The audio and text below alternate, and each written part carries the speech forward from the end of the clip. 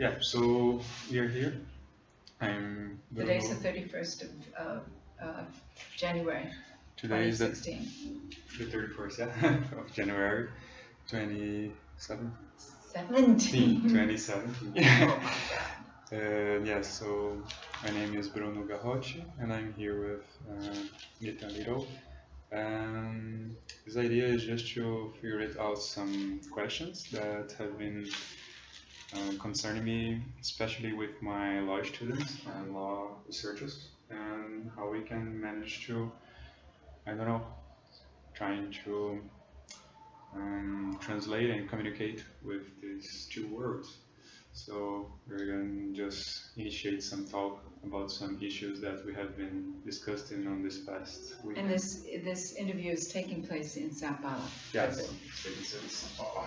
So, well, we can initiate maybe with a question that I have made, the last question I made for you, which was about how would you maybe approach these some exercises or some teachings or some talking about to law students.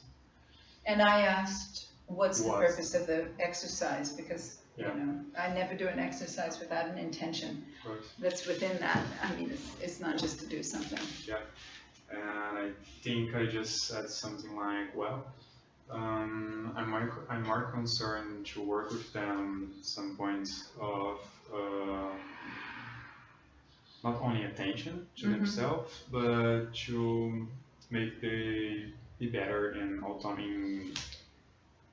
areas as autonomy and the recognition of the other, especially with the hearing of the other. So how being able to hear physically, no, listening of the other, like, and in this way I put it, I think it was in a way that they could see each other's differences, and they could find also each other's samenesses, something like that. Yeah, so which kinds of exercises? So maybe I was about to... And also the body, mind, and the embodiments that we talk about. Yeah, I was about to answer how to help people become more embodied and understand the varieties of embodiment. Of attention as well. You know, we're not all living in the same body. We may look alike, we may have the same organs, but we simply do not have the same perceptual capacities and capabilities. And that makes a huge difference to our embodiment. What we expect of being a physical body is really different. And I was going to explain something about how we're both fiddling with our phones right now. Yeah. I'm trying to turn and see if I can't get my voice recorder to start functioning. Now it's functioning. Yeah, there we go. Okay. So, in answering the question about embodiment, the fact that people simply are not living the same bodies because they have different, unique capacities and capabilities, perceptual capabilities. What they expect their body is capable of is really different. Dancers will expect something very different than non-dancers, and even among dancers the difference is huge. So that seems to that indicates that there's something about embodiment that needs to be paid attention to, because the varieties of embodiment allow some people to do a great deal more in their relational practices than others. From what you said that was really interesting for me, it was I was concerned about what they're doing and what we are doing as an individual and as a group in terms of attention. And you said the problem maybe it's not that we don't have attention, we are trained in some specific, and we have education in attention, to have attention. No, I didn't say that. It's different kinds of attention. Yeah, we are really trained. In Western societies, we're highly trained to have a particular kind of attention. And we completely eliminate and don't attend to other kinds of attention. Therefore, we think, and here's a really important point, that what is in attention determines your perceptual, what you perceive.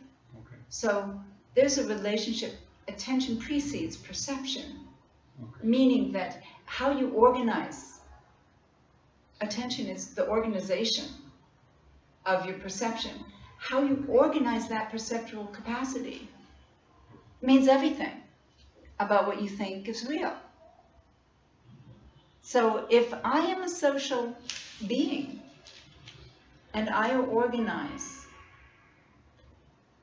and train a whole group of people how to pay attention, then I'm going to expect that they're going to think certain things are real and other things aren't. Because I can kind of control their perceptual capacities. But to be a dancer, learning to use that really distinct, pinpointed, narrowed attention that is required for reading, or for listening to the teacher, or the chairman of the business, the business. That kind of attention allows for certain things to take place. It doesn't allow for other things to take place. And I think that's really important, is to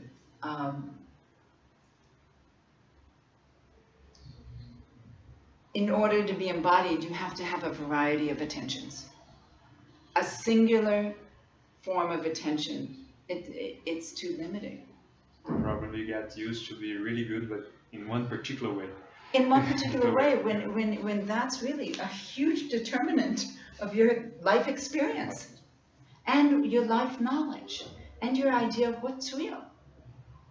And so if you really only train certain kinds of capacity, don't be surprised if you get very limited ideas of what's real.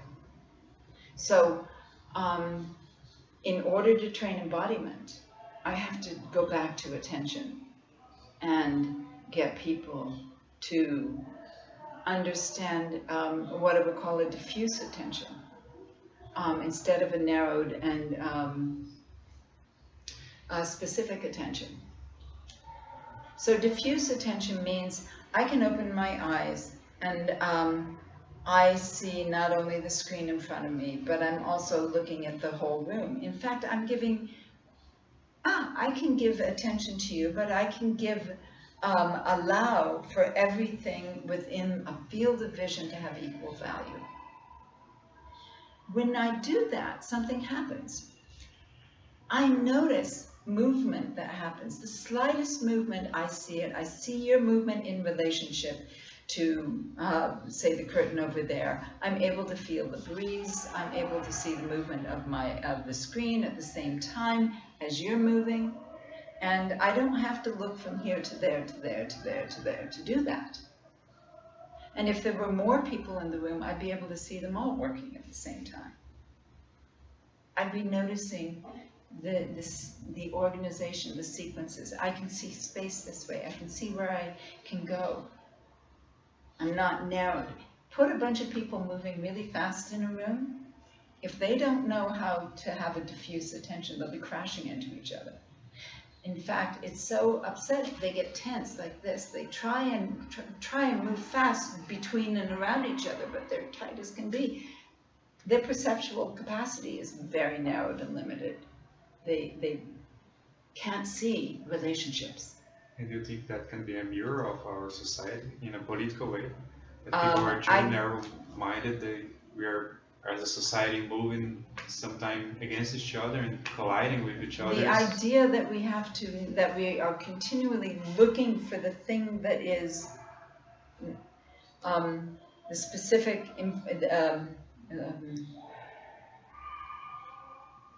we're looking for a center, we're looking for what's important, and there's always one thing. I allow one thing to be important unless you open to the more diffuse attention.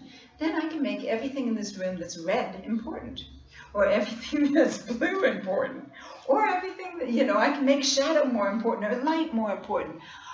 But then I'm looking at relationships, always.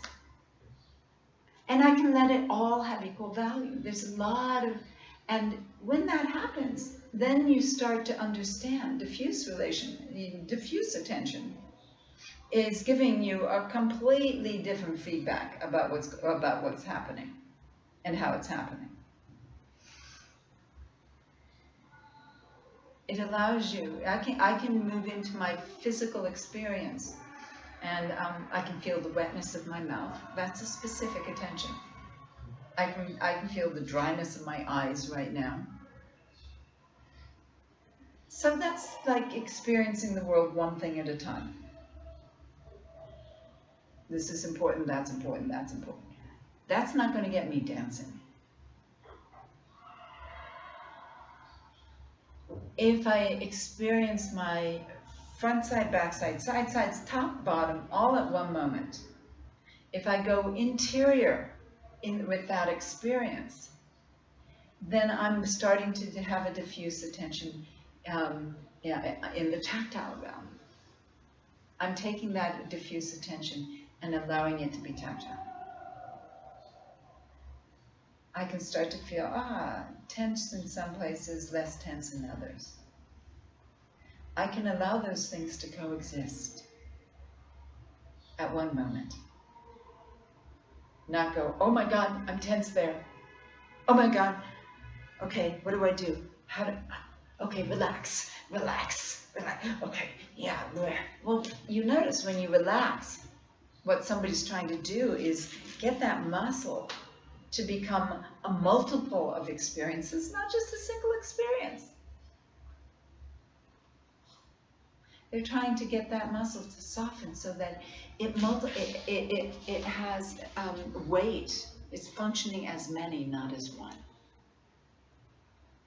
It starts to have control. It starts to be able to make things happen. So intelligence is not in always narrowing. That's not intelligence. Intelligence is going to happen when you start to allow many experiences at one moment rather than one experience in all moments. Really different way of understanding things. So an embodied experience, as I'm speaking of it now, requires a facility, a flexibility of attention.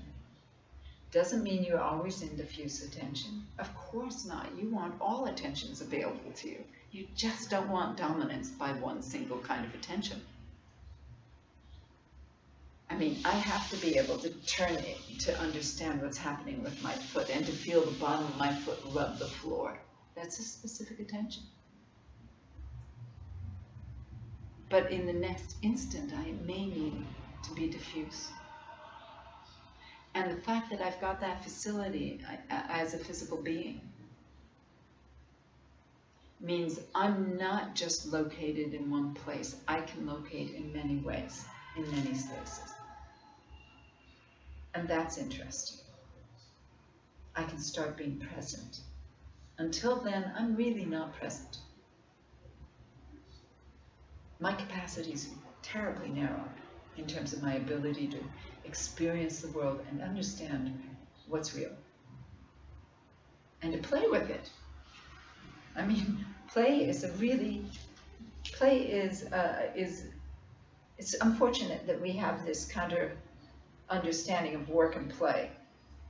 Because it is when you're playing, play is this extraordinary kind of work that you do, Dancing is that kind of play that is a work that you do where you're invited to discover. You're inviting the moment to organize in many, many different ways to see if there's something that hasn't been seen before. So,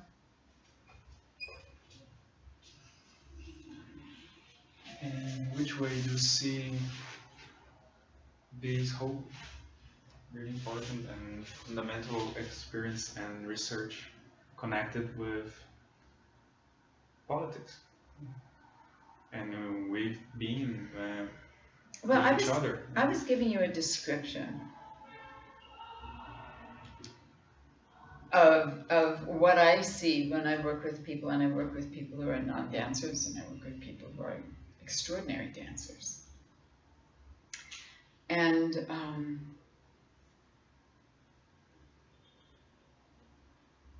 when non-dancers get into a precarious moment, say up on top of somebody's shoulder, somebody that does not have a variety of embodiments, a variety of ways of being in a felt space, they will centralize their organization, their physical and mental organization. They'll become afraid, and that will force them into brain-based problem solving, and it will force them into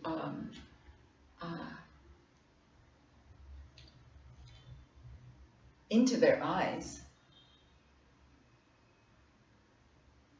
and it will also tighten, and what they'll do is they'll tighten all of their body parts, trying to organize so that they can act if they need to. Unfortunately, that doesn't really work for safety. If you want to be safe, and if you are in a precarious moment, you have to extend, you have to allow yourself to diffuse, to relax more, not tighten up. Extend so that your body is functioning in a variety of ways. The periphery is speaking to you. The smallest is ready to talk, and you can listen. You can, when that happens, you can start to feel gravity. You can start to listen, and the body starts to speak to itself. You're not having to look at something, have that tell you, go to your brain and tell you what to do, and then you act. And that's actually a really slow way to work. When you have what I call peripheral intelligence, when you allow yourself to diffuse throughout the physical body, and allow yourself to be organized in such a way that all parts have a relationship to the earth, not just the whole form, but you're working as many relationships with the earth. All of a sudden, parts talk to parts, and you move so quickly. You are able to manage moments so well, because you're not trying to do it from a limited perspective. You've got lots of voices, lots of possibilities. You're safer. So how does that function politically? Trying to function with everything, with knowledge only coming to a central place, instead of parts talking to parts, and giving power to a periphery, really doesn't make us safer. It makes us function blindly. It makes us function with not enough information in any moment. And maybe that's too whole. It's really good at some things, and it's really bad at other things. And having the capacity to sometimes be centralized, but most of the time allow yourself to be in touch with your endpoints. It's really critical. Allowing the small to speak and to listen, because when I'm moving, I tell you, this it's the smallest parts of me. When they move, when they speak, when I listen to them, I learn. I'm able to do things that I otherwise am not. I don't have the capacity for. You probably will want an example of that, particularly if I'm relationally. So when I'm moving in relation to another dancer,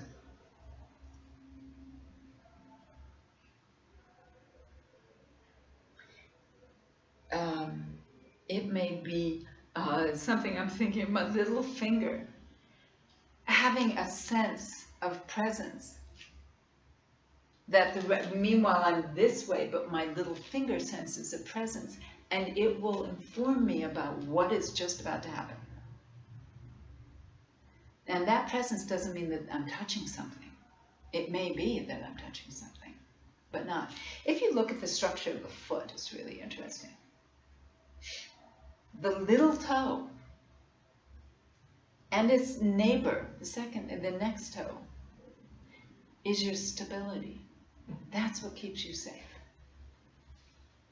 The big toe is a control. It helps you change how you are, how you're flexing. If you get too close to the big toe, there's this kind of cliff that happens. The little toe has this, it's like this, the foot is like a half a bowl. The other foot is the other half of the bowl. And the rim of the bowl, the little toe, forms this really strong rim to that bowl. A downward facing bowl is very stable. But if you're looking at a half a bowl, it's the rim that's going to be more stable than that part that falls, where there's the half, the divide.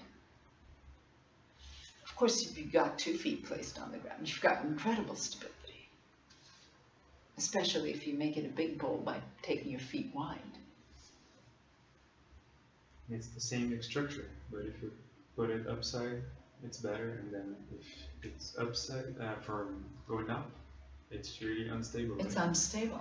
Right, you can tip over a bowl easily. If you turn it over and face it down, it's more centered. You've got an incredible strength, and it's that rim. It's the many parts that are making it strong. It's not centralized. The power of the perific that we're talking about. Exactly. You can find that analogy over and over and over again. And we're talking about actually what's happening, maybe in the whole world. These kind of way of new aggressions and new conservatorism, and people becoming more afraid. And they're getting tight. They're tighter. Pulling in and they're centralizing, and that's a problem. We want stability. We really have to open up, let the people start to use their voices, listen to what's happening in the very small, and you'll find out so much. Why we have a hierarchical idea of power, that our safety is in the top, is really unfortunate. It's an unfortunate fact that we don't have other ways of doing it in governments. That has to do with all the crises that we're living today in terms of foreign policies and immigration and so on. Yeah. We can be able to hear outside from our center, or Yeah. what we call our center. Yeah. Teaching people to be embodied is really important. And the fact that we have only been teaching certain kinds of attention is really unfortunate. That it has kept the population from being embodied, for one thing.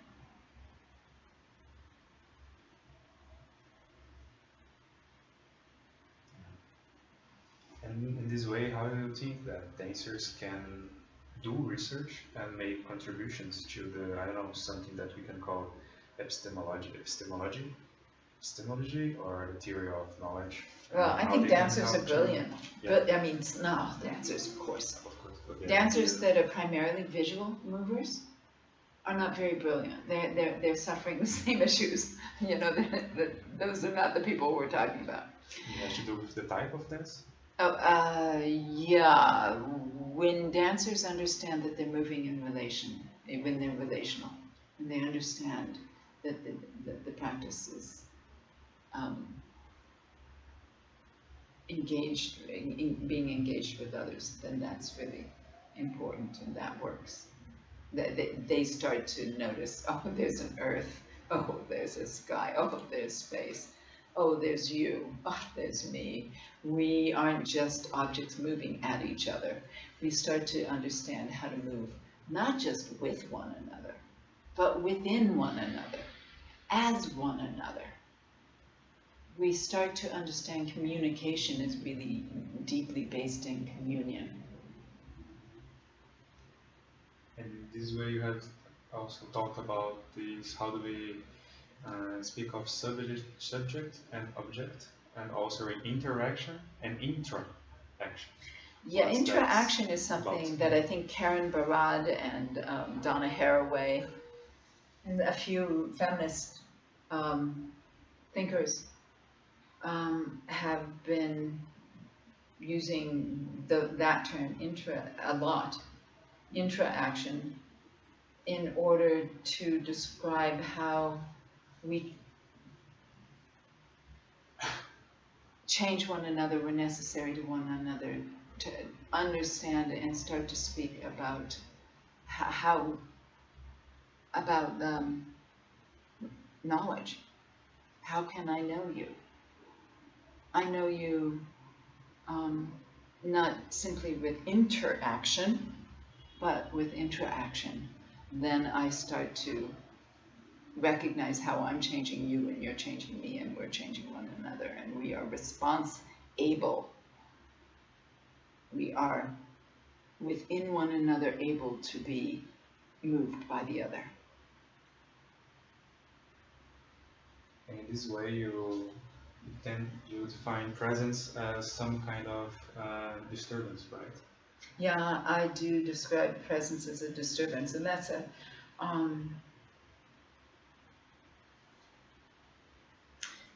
an attempt from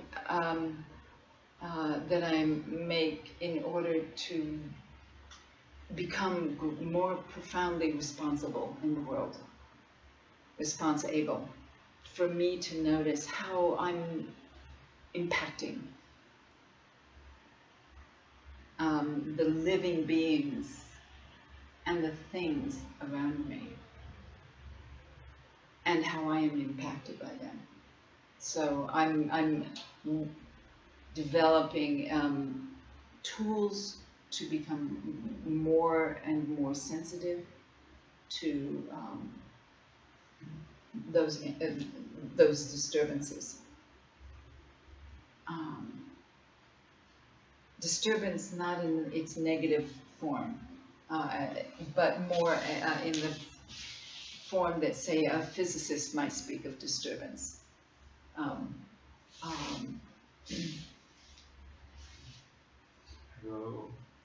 It's not an emotional term. It's not like, oh my God, you mess with me, you're disturbing me, but much more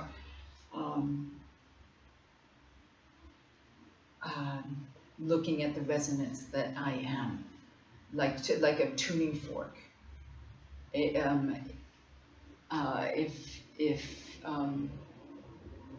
If there's certain wavelengths in the room, it will be disturbed, and you'll start to hear its resonance. It will start to make a sound. Yeah.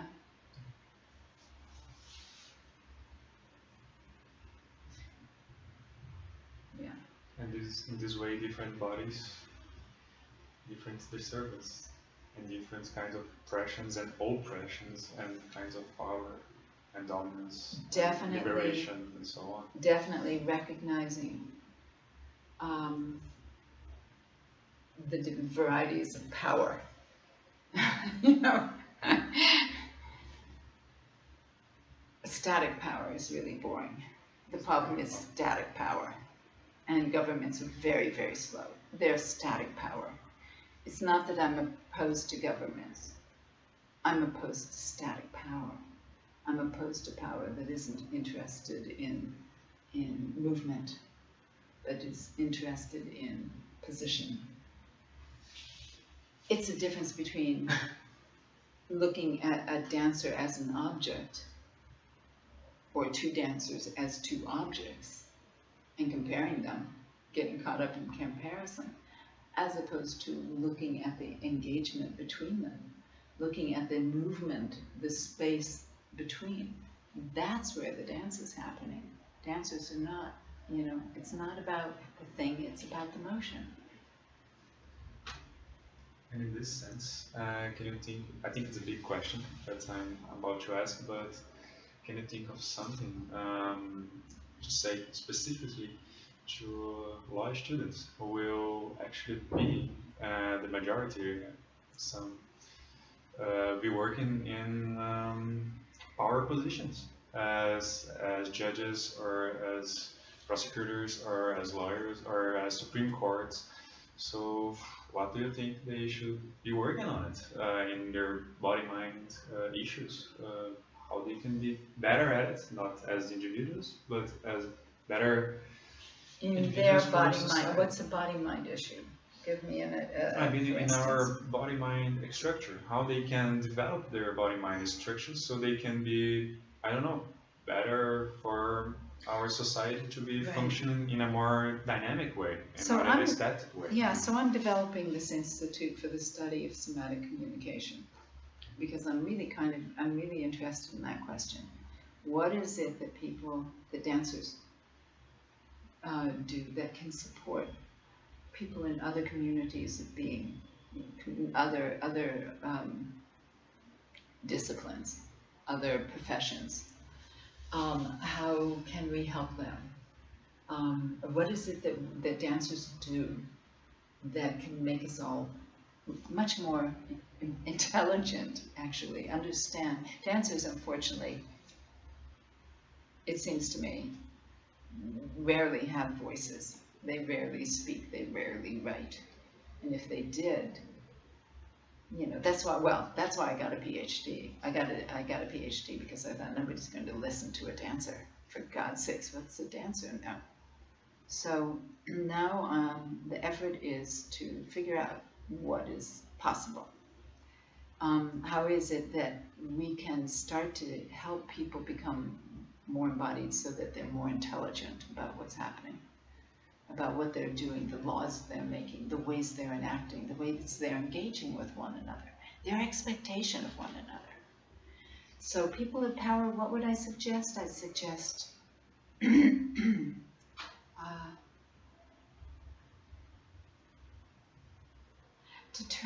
to listen to the body, because the body is brilliant. Each one of us. There is no knowing without a body.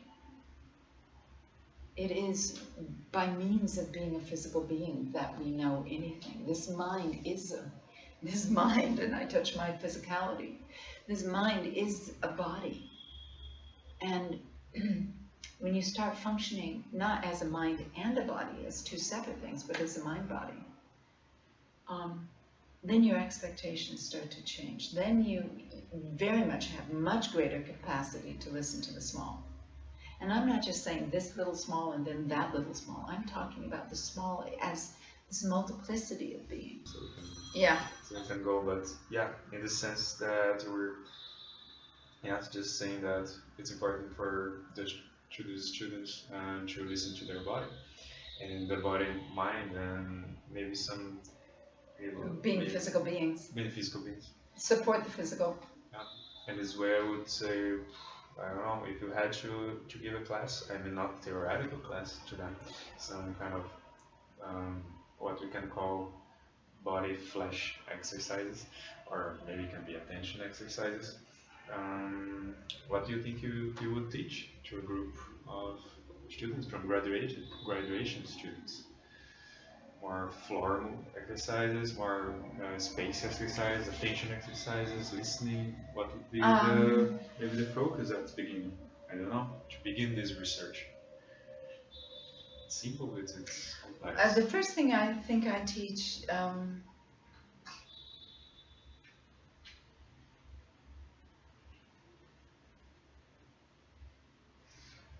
until they have bodies that can relax, there's almost nothing they can know. And yeah, it's good to move, but you know, cardiovascular strength and power is only one thing.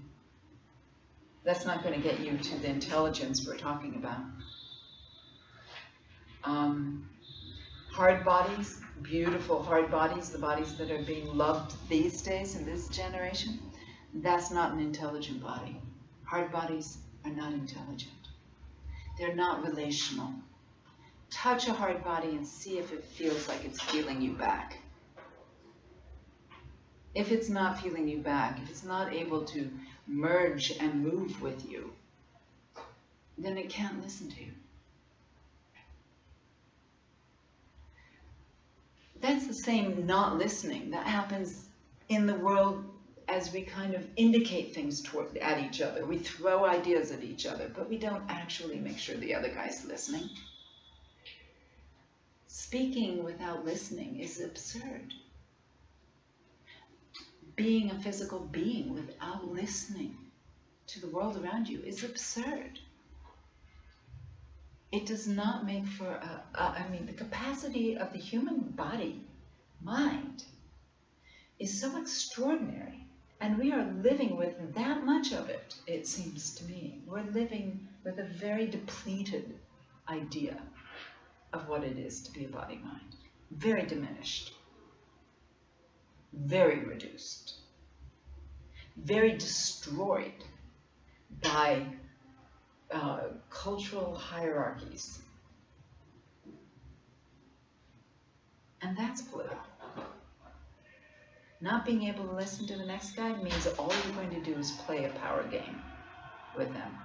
You got to get out for the power game. It's got to turn into something else. As long as it's a power game, it's no fun. It's not really communion. It's not really communication. It's power. It's force. There's so much more to do that's physical than live with force and act with force. There's so many other ways of moving around.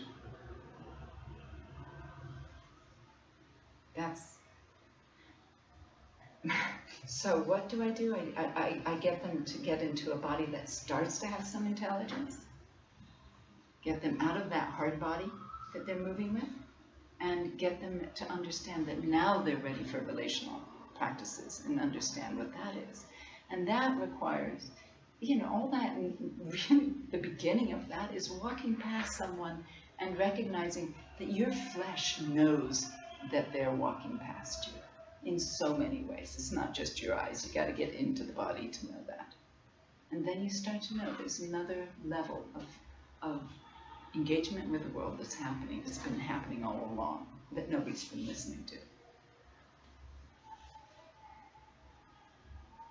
We're living from here up. That's an unfortunate thing.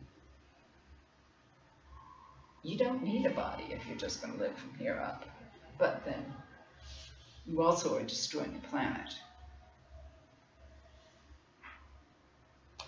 Any short? Yes. No.